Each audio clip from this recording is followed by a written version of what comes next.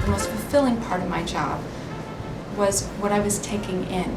The role of pastoral care as cantor is something that I cherish very, very deeply. I have always wanted to hear my traditional music with traditional New Orleans jazz. Usually what I say is, joining the choir is not like getting married. You can come to one rehearsal, and if you want to, you don't have to stay, but I guarantee if you come and you have a good time, you'll want to stay. Growing up, there was an important role that the cantor played in my life, in my Jewish identity.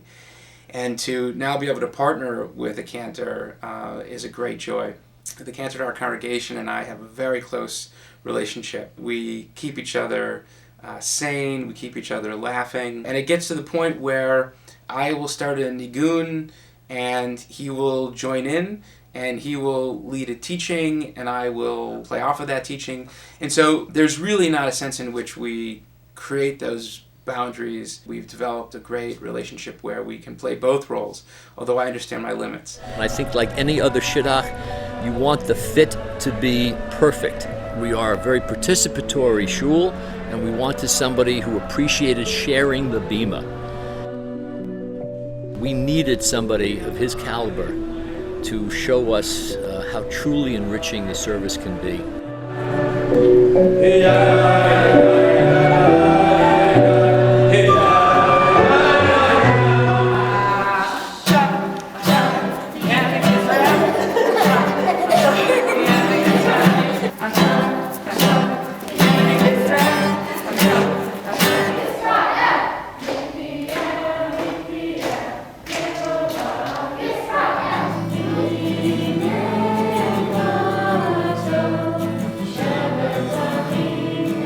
When I first became a chazan, I loved it.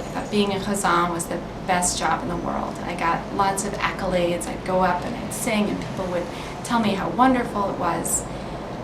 But after a while I began to realize that the really fulfilling part of the job was not singing, although that was probably the most public part of my job, but it was what happened afterwards. After Shabbat services, I go to Kiddush, shmooze, kibbutz with everybody, and I found that listening to what people had to tell me was the most valuable experience. The role of pastoral care as cantor is something that I cherish very, very deeply. And I think that specifically as a cantor, I want to always find the creative route towards the conventional. I decided to welcome a dog into my home, who I called Libby. She was a rescue. Over some months, I had rehabilitated her, we did a lot of training, and I started bringing her in for pastoral visits. Hello, Marjorie. Oh, wonderful, good. Hello, I have a visitor. I wish you could stay with us. Yes, Very soon after Katrina hit and the devastation of what occurred kind of started to really sink in, somebody put out a website where you could find out about displaced New Orleans musicians.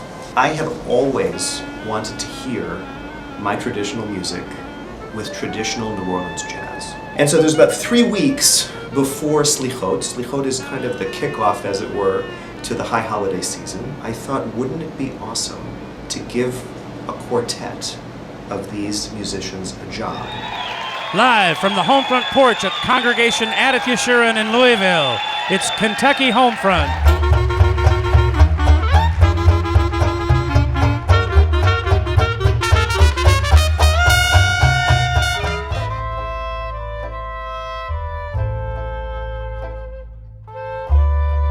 And so we got 4 gigs for them that weekend to give them a job.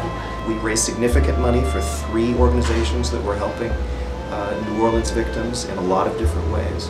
we enlivened our own way of hearing our liturgy, our sacred high holiday music, in a way that my congregants had never heard before. And it was the kind of thing that I don't think I could have done, or I would have thought of doing, had I not been in the position of cantor at a synagogue.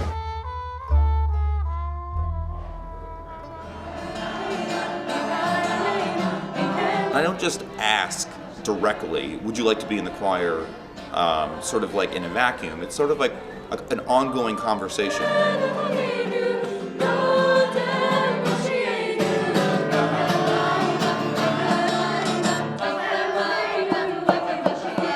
The more they like me, the more we joke around in my office, we just have that playful banter. It's much more likely that they're going to say yes to whatever I ask them to do, especially a bigger commitment like joining the choir.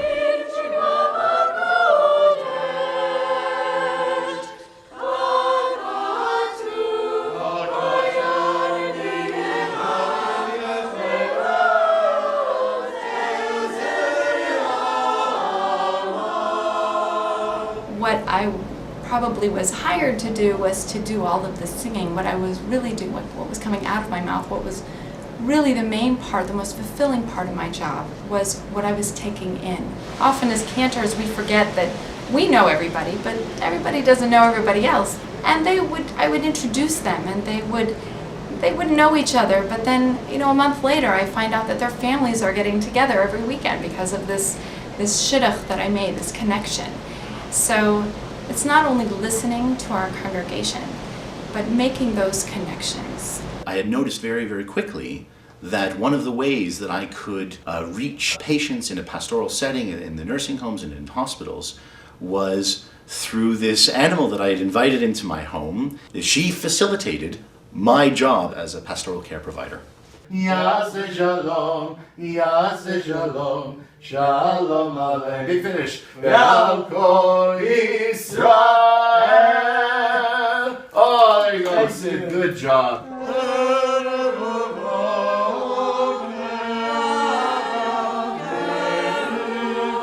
Just spontaneously, I said, I just want to tell you guys something. I said, I could not love you guys anymore if you were my own children. You just have done so much and make me so proud that I just couldn't have any more affection for you if I tried. And of course they went, oh, but it's really true.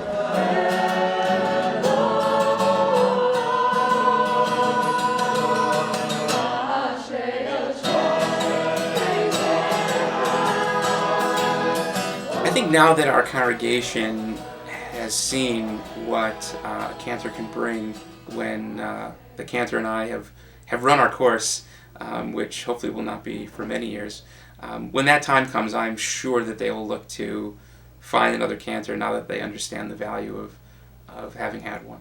Making those connections. I could not love you guys anymore. Creative route towards the conventional. Had I not been in the position of cantor at a synagogue. It's a great joy.